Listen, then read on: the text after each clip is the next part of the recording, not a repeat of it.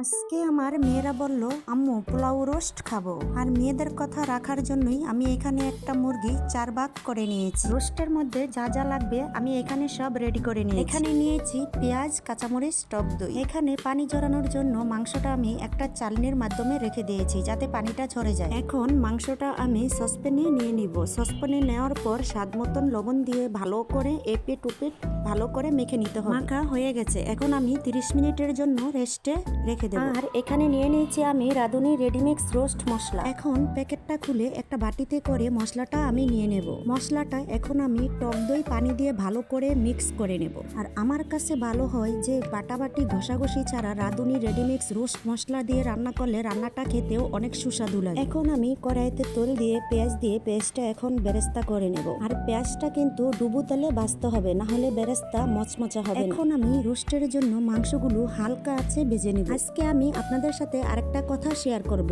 এর আগে আমি কখনো রোস্ট তৈরি করিনি, আজকে প্রথমবারের মতো রোস্ট বানাবো। কিরকম হলো আপনারা জানাবেন।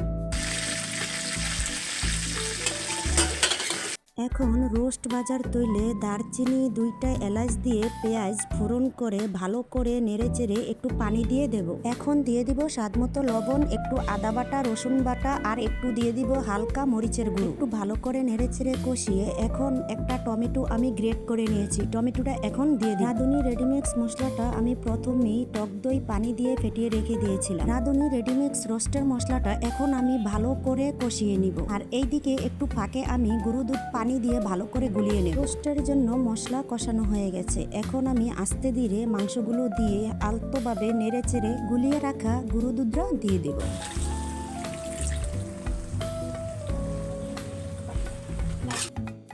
রোস্টে গুলিয়ে রাখা গরু দুধটা দেওয়া হয়ে গেছে, এখন আমি ভালো করে নাড়াচাড়া করে একটু চিনি দিয়ে দেব যাতে কালারটা আসে। সাথে 2টা কাঁচামরিচ চেরা দিয়ে দেব। এখন ভালো করে নেড়েচেড়ে কষিয়ে এখন আমি রোস্টটা তুলে নিব। দেখেন কিরকম হয়েছে। আর আমি প্রথমবার রোস্ট রান্না করেছি, রান্নার ভিতর যদি কোনো ভুল ত্রুটি হয়ে থাকে ক্ষমা দৃষ্টিতে দেখবেন, এই যেহেতু প্রথমবার রান্না করেছি। আর আজকে এই ছিল আমার রান্নার ভিডিও, আর অন্য কোনো নতুন ভিডিওতে দেখা হবে।